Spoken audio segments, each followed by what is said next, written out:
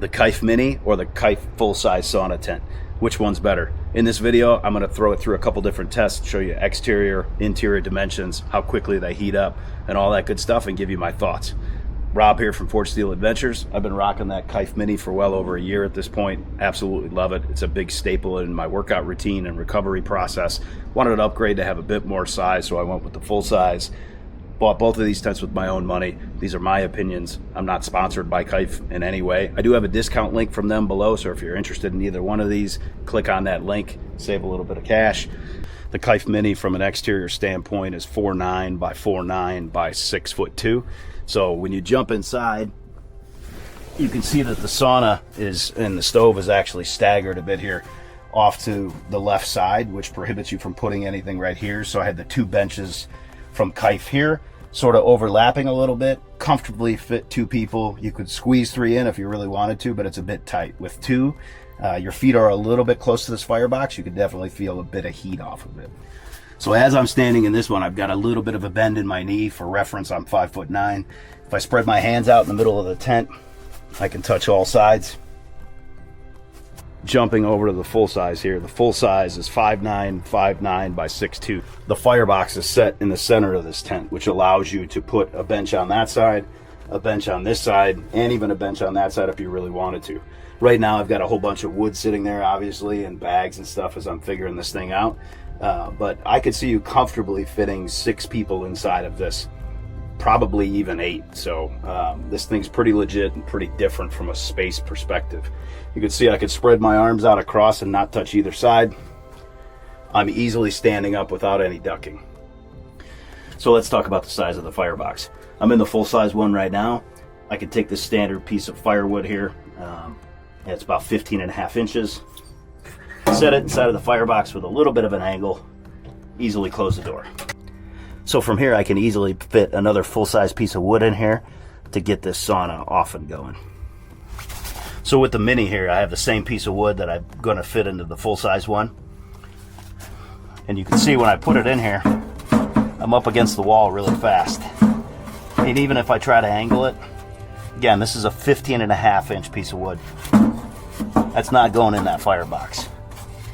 That makes a pretty huge difference.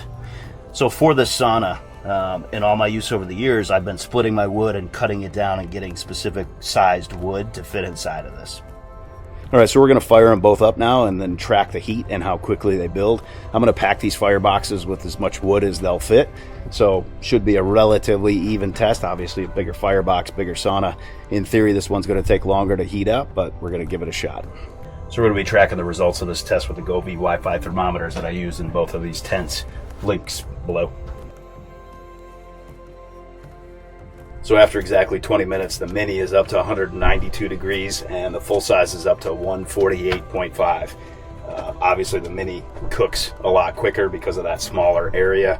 The ambient temperature for reference outside right now is about 80 degrees, so both of these started at around 100, but I'll put the charts in there. Let's look at the data from the test. The Mini was the fastest to heat up by far. Within 21 minutes, it hit its peak. That smaller air volume and the size of the tent is awesome if you're in a hurry, but there's a trade-off that comes next. The full size was slower to climb, hit its peak in 37 minutes, but then had a more controlled heat curve after that and retained its heat.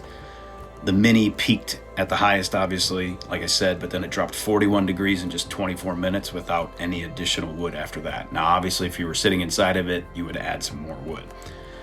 Whereas the full size retained its heat for a lot longer. It had an 8-degree drop in the same 24 minutes. So it peaked at 197.4 and then it barely moved after that without any additional wood. So let's talk about the assembly of both of them. They're super easy. You just snap the poles out. Not too bad. Definitely recommend having 2 people. Second point to cover is portability. On the website, they have these things where people are taking them to the rivers and setting them up and doing all that stuff. I can't see myself ever doing that. That'd be way too much effort. You could do it for sure, but I think once you burn in them and they get dirty and stuff, it would be quite the process. So not too much to talk about there as far as portability. All right, so both of these after 20 minutes got up to the point where totally usable. Over the Mini heated up a lot faster. I threw some wood in, 1 piece in each at the 20-minute mark just to see how high they could get. Both of them breached 200, which the Mini has never done that. I think, again, I don't usually use these during the daytime. Ambient temperature outside is 80 degrees, which obviously helped get it up a bit higher. But both got to 200 plus.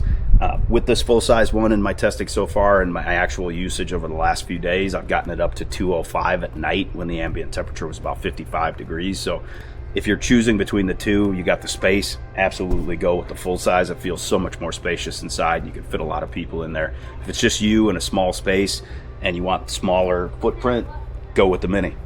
Recommend both. Thanks for dropping by the channel. Later.